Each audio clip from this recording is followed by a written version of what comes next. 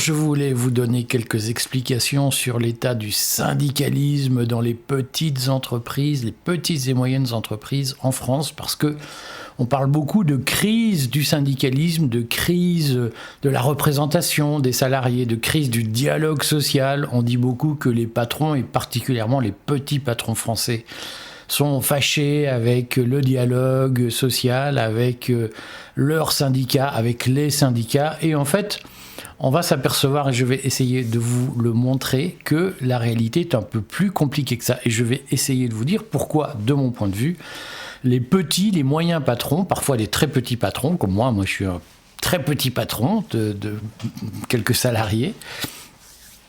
Je vais essayer de vous dire pourquoi je pense que nous avons intérêt à jouer la carte du dialogue social et à jouer la carte du syndicalisme.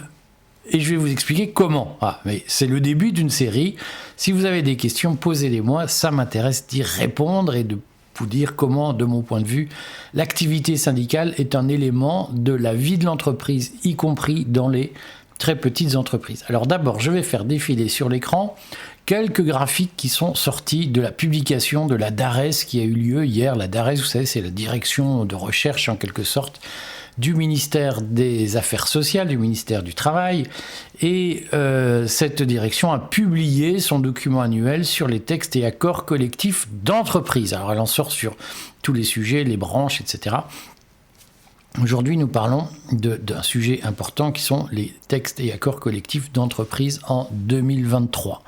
Alors, je vous fais passer des graphiques. Le premier graphique que je vous fais passer, c'est l'état des textes et accords collectifs signés depuis 2017 selon les données provisoires. C'est un graphique extrêmement important. Je prends le temps de vous réexpliquer pour ceux qui ne savent pas, mais je sais que beaucoup d'entre vous le savent, que donc les entreprises ont la faculté de signer des accords collectifs, c'est-à-dire avec les délégués syndicaux ou des mandataires syndicaux. On en dira quelques mots. Que très longtemps, le dialogue social, donc cette possibilité de signer des accords collectifs, a été limitée aux grandes entreprises, aux très grandes entreprises, et que les ordonnances Macron ont permis d'ouvrir le dialogue social aux petites entreprises, très petites entreprises, notamment par l'intermédiaire de référendums, mais aussi de négociations avec des salariés mandatés par les syndicats pour une raison assez simple, c'est que autant dans une grande entreprise, on pouvait créer une section syndicale, autant dans une petite entreprise, la section syndicale, ça n'a pas beaucoup de sens. Donc on a permis à des salariés mandataires, avec ce qu'on a appelé les ordonnances Macron, on a permis à des mandataires de négocier des accords avec, d'une façon ou d'une autre, une forme de validation syndicale, sans que le mandataire ne soit proprement syndiqué ou qu'il ait une fonction syndicale dans l'entreprise.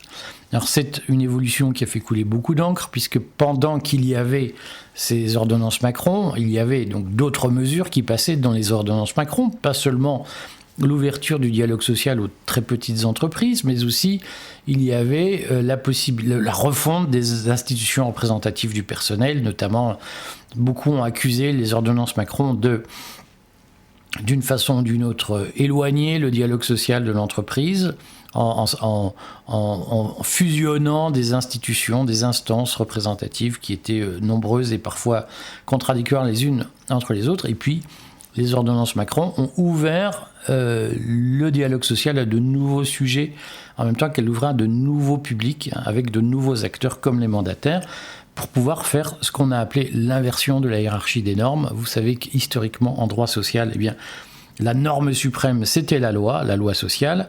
Ensuite, il y avait les accords nationaux interprofessionnels signés par les organisations représentatives d'employeurs et de salariés, puis les accords de branche, puis les accords d'entreprise. Et les ordonnances Macron ont permis aux accords d'entreprise de déroger très largement à toutes ces normes, à condition que les entreprises signent des accords majoritaires ou passent des référendums. Et donc, on voit l'évolution depuis les ordonnances Macron, qui sont intervenues en 2018. D'une façon ou d'une autre, il y a eu une dynamisation de la négociation collective, des accords collectifs en entreprise avec les ordonnances Macron. On est passé d'environ 60 000 accords annuels en 2017 à plus de 100 000 pratiquement 115 000 en 2022. Alors, il y a eu des accords de rattrapage Covid, mais on peut dire que globalement, on a doublé le nombre d'accords, en tout cas le nombre de textes négociés dans les entreprises depuis 2017, avec un passage de 50 000 accords signés en 2017 à 85 000 en 2023, pratiquement 90 000 en 2022. Donc là encore, on est sur pratiquement un doublement du volume de dialogue social depuis 2017. Alors, je parle de doublement et je fais un peu le béni oui-oui, si vous voulez, ou le bisounours, en estimant qu'il y a a priori un bilan positif des ordonnances Macron, parce qu'elles ont permis de dynamiser le dialogue social. On va voir comment avec d'autres graphiques dans quelques instants. Mais il faut redire que certains sont très critiques. On relira par exemple les rapports d'évaluation des ordonnances Macron rédigés, publié par M. Grignard de la CFDT, M. Pillard du MEDEF, de l'UIMM, et ces deux auteurs en 2021 ont, à la demande du gouvernement d'ailleurs, rendu un bilan beaucoup plus nuancé sur l'efficacité des ordonnances Macron, en considérant notamment qu'il n'y avait pas réellement eu de prise en main du dialogue social permis par ces ordonnances, pas réellement de prise en main dans les petites entreprises, notamment dans les entreprises en général. Pillard et Grignard disent qu'il n'y a pas eu d'évolution de tendance, il n'y a pas eu de nouvelle tendance depuis 2018. En réalité, le graphique que je viens de vous montrer est beaucoup plus nuancé. Simplement, ce qui est vrai, c'est que l'évolution du dialogue social depuis 2018, elle passe aussi par des mandataires syndicaux, ce qui n'a pas forcément la faveur des gens habitués à des organisations syndicales matures qui déléguaient des gens à temps plein, etc. Donc on peut penser que le point de vue Grignard et Pillard est un peu, comment dirais-je, j'allais être méchant en disant has-been. En tout cas, il est celui de gens qui avaient l'habitude d'un certain mode de dialogue social et qui aujourd'hui sont un peu perdus. Alors, je vous montre un autre graphique maintenant qui est le poids précisément du dialogue social dans les PME. Vous voyez ce graphique qui apparaît là. Ce sont les textes signés par les entreprises de moins de 50 salariés depuis 2017. Donc là, nous sommes dans le cœur de notre sujet. C'est est-ce qu'un patron de TPE, de PME, a besoin de négocier avec ses salariés? Est-ce qu'il a raison? Alors on s'aperçoit que là encore, on est sur un effet de doublement ou presque des textes depuis 2017, particulièrement des accords signés, alors, soit accords avenants approuvés à la majorité des 2/3, c'est-à-dire par référendum. On est passé de 11 450 accords en 2017 à 17 450, donc on a fait plus 50%. De même, sur les accords, on a pratiquement doublé sur les accords et les avenants. Ça veut dire qu'il y a une vraie dynamique du dialogue social dans les très petites entreprises qui sont aujourd'hui à l'origine d'une portion importante des accords signés chaque année en France, des accords et des référendums. Et vous voyez que les décisions unilatérales de l'employeur ont doublé la DUE, la fameuse DUE, c'est-à-dire la capacité que l'employeur a à imposer des accords dans son entreprise. Ça signifie quoi? Ça signifie que là aussi, il faut se montrer raisonnable. Il ne faut pas crier victoire n'importe comment et n'importe quand. Simplement, on peut considérer qu'il y a un essor du dialogue social dans les TPE, les PME en France, dans les moins de 50. Alors là aussi, ayons à l'esprit qu'il y a plus d'1,5 million d'entreprises en France qui font moins de 50 salariés. On reste sur des chiffres très modestes puisqu'on est grosso modo autour chaque année de 50 000, 60 000 entreprises sur 1,5 million concernées par ces démarches de négociation. Mais on voit qu'il y a une tendance, même si elle n'est pas sublime, si j'ose dire, elle n'est pas foudroyante, mais on est quand même à plus 50% en 5 ans en termes d'accords collectifs ou de décisions de l'employeur concernant des conditions sociales ou des problématiques sociales. En soi, ce n'est pas rien. On est tous d'accord pour dire qu'on peut faire beaucoup mieux, mais à ce stade, on peut considérer que la situation est loin d'être mauvaise et qu'il y a une évolution positive dans les PME qui dément l'espèce de perception que j'ai entendue chez beaucoup de syndicalistes consistant à dire on ne peut rien faire, il n'y a pas de dialogue, les patrons ne dialoguent pas. Ça ne signifie pas que tous les patrons dialoguent, ça ne signifie pas que lorsqu'il y a des accords, ils sont négociés dans des conditions heureuses ou idylliques et où tout le monde se fait des bisous et des tapes dans le dos. Ça signifie simplement que quelles que soient les difficultés, il y a quand même une tendance de fond qu'on constate, alors qui est évolutive, qui n'est pas complètement linéaire, mais d'année en année, en moyenne, on voit qu'il y a une montée du dialogue social, une montée des accords collectifs, et que si cette montée n'est pas complètement satisfaisante, si elle ne doit pas cacher des problèmes réels, il n'en demeure pas moins qu'il y a une tendance de fond qui mérite d'être notée. Et donc, de ce point de vue, il faut sans doute beaucoup modérer l'avis négatif qui est donné sur le fait que les patrons français n'aimeraient pas les syndicats, les négociations, les accords d'entreprise. Je vous montre un troisième graphique qui me paraît très important. C'est le thème des négociations et des avenants signés. Et là, vous allez voir qu'il y a des sujets qui sont effectivement dominants. Alors malheureusement, on n'a pas l'équivalent pour les petites entreprises, mais on voit globalement quels sont les thèmes des accords en France. Eh bien, il y a d'abord, et c'est le plus important, la participation, l'intéressement, l'épargne salariale, très largement parce que ces dispositifs de participation et d'intéressement sont soumis à des accords, et donc c'est là qu'on voit que parfois l'obligation légale, elle produit des avantages, des intérêts. C'est que lorsque au fond il y a un nudge, c'est-à-dire un avantage fiscal qui est donné dans un dispositif, eh bien ça encourage tout le monde à négocier, et c'est une bonne chose. Sur les salaires et les primes, vous le savez, dans les grandes entreprises, la négociation annuelle obligatoire, la NAO, porte sur les salaires et les primes. Vous voyez que s'il y a sur 90 000 pratiquement accords, 85 000 accords en 2023, pratiquement 35 000, c'est-à-dire 40% concernaient le salaire et la participation à l'intéressement, 21% concernaient les salaires et les primes. 20% concernaient le temps de travail, 12% le droit syndical, et puis on voit tout en bas des thèmes dont je pense qu'ils devraient être développés, 3% sur la prévoyance collective, la complémentaire santé, la retraite supplémentaire. Je pense que ce sont des sujets qui sont trop peu évoqués dans les entreprises. Mais voilà, aujourd'hui, ce qu'on peut dire, c'est que il y a une dynamique de la négociation en entreprise qui existe, qui a été d'une façon ou d'une autre boostée par les ordonnances Macron. Elle concerne aussi les très petites entreprises, les PME, les moins de 50, et d'une certaine façon, elle est insuffisante, cette dynamique, elle doit être encouragée. Elle n'est pas idyllique, je le redis, il ne s'agit pas de dire que tout va bien, mais elle va dans le bon sens, et je pense qu'elle montre que il y a une tendance de fond dans le capitalisme français à prendre en compte le dialogue social, même si, je le souligne et je le ressouligne, c'est imparfait. Alors, je voudrais dire deux choses. C'est quelques mots sur les intérêts qu'il y a en PME, en TPE, puisque cette capsule s'adresse d'abord aux patrons de TPE, PME. Quels intérêts vous avez à négocier dans vos entreprises des accords? Et deuxièmement, quel problème se pose aujourd'hui que nous avons à régler pour améliorer cette dynamique, l'accompagner et l'amplifier. Alors, je vais commencer par dire pourquoi les patrons ont intérêt à négocier avec leurs salariés.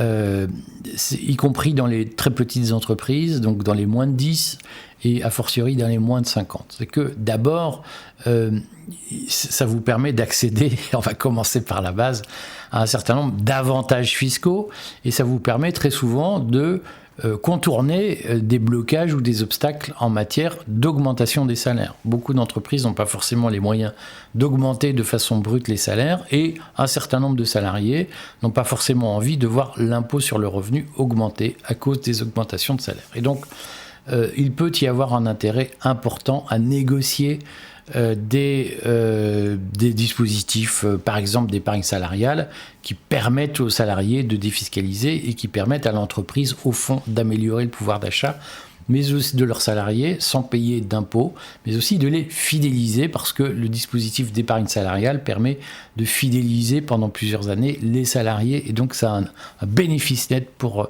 l'entrepreneur, l'employeur qui veut garder ses salariés plus longtemps, ou qui veut éviter l'absentéisme, ou qui veut éviter l'abandonnisme. C'est cette façon de dire « Ah, j'ai trouvé ailleurs, je vous pose ma démission, et cet après-midi, je travaille ailleurs ». Il y a un intérêt dans ces dispositifs parce que ça fait partie d'une fidélisation et ça fait partie, au fond, d'une logique d'accompagnement, de coopération à long terme entre le salarié et l'employeur. Et vous ne le savez pas forcément que vous y avez droit, donc ça peut être une très bonne chose que de développer ces dispositifs, d'y recourir. Deuxième point, effectivement, je pense que face au phénomène de désaffection, de désengagement des salariés qu'on constate partout, les gens, c'est dur de les recruter. Une fois qu'on les a recrutés, c'est dur de les garder, c'est dur de les impliquer dans le boulot. Eh bien, le dialogue social, c'est aussi une stratégie pour les impliquer et leur montrer que l'entreprise fonctionne aussi grâce à eux, qu'on a besoin d'eux et qu'ils participent à la vie de cet ensemble. Et donc, c'est une façon très souvent de les impliquer.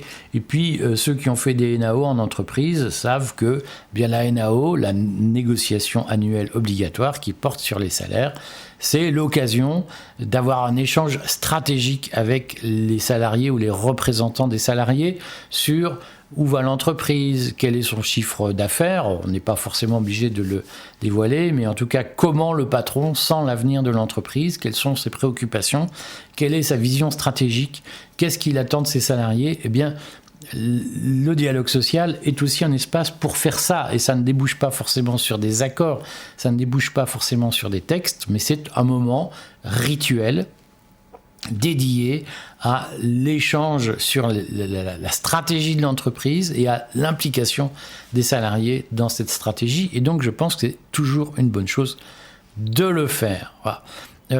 Troisièmement, on le voit bien, au fond, le dialogue social peut être aussi un outil d'amélioration de la performance des salariés, c'est-à-dire qu'on peut leur dire l'augmentation de salaire l'an prochain, elle sera lié à ça. Ça peut être aussi l'occasion de répondre à des besoins qui ne sont pas pris en compte.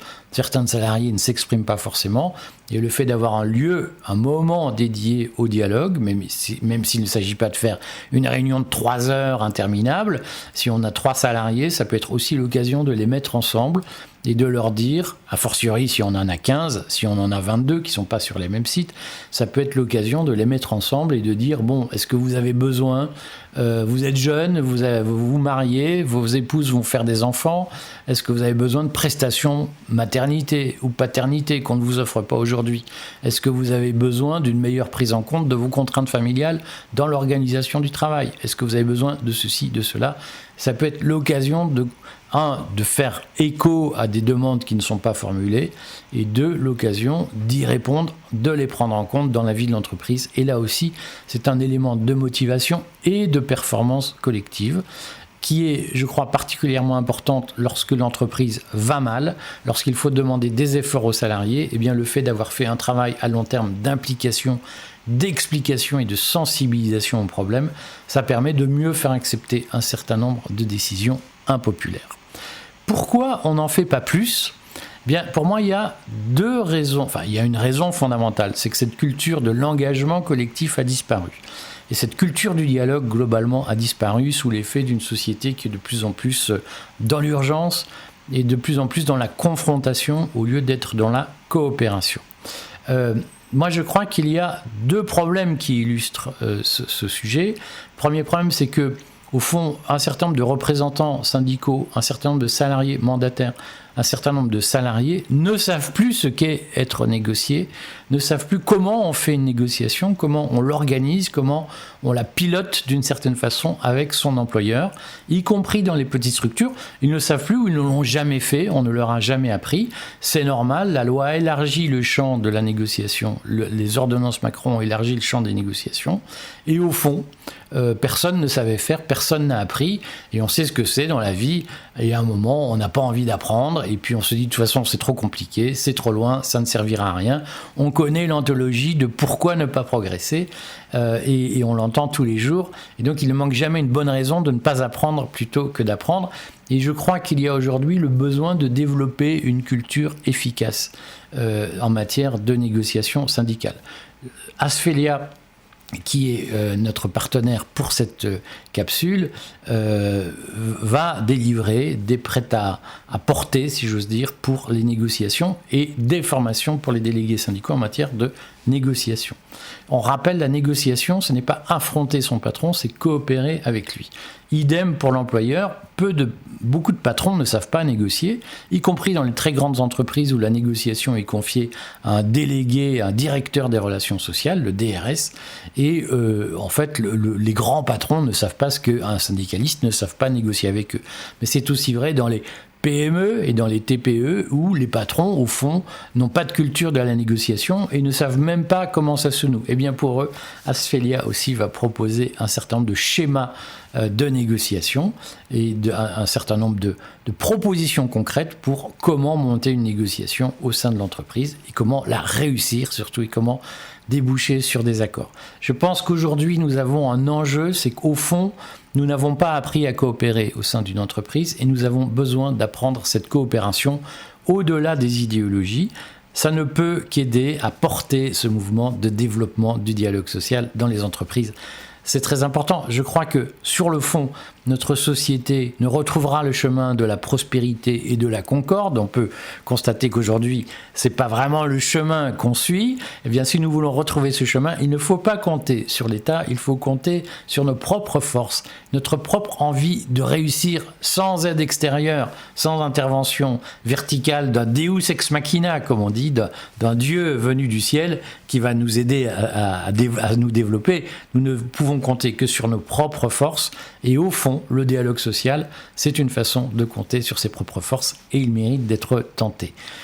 Suivez nos contenus, on va vous informer régulièrement et puis abonnez-vous à cette playlist dialogue social que je lance sur la chaîne YouTube du Courrier des Stratèges et nous allons bientôt créer des espaces dédiés. Abonnez-vous à notre newsletter, vous allez voir, on va essayer de faire en sorte que sans intervention extérieure, nous améliorions la vie des Français et des salariés. À très bientôt.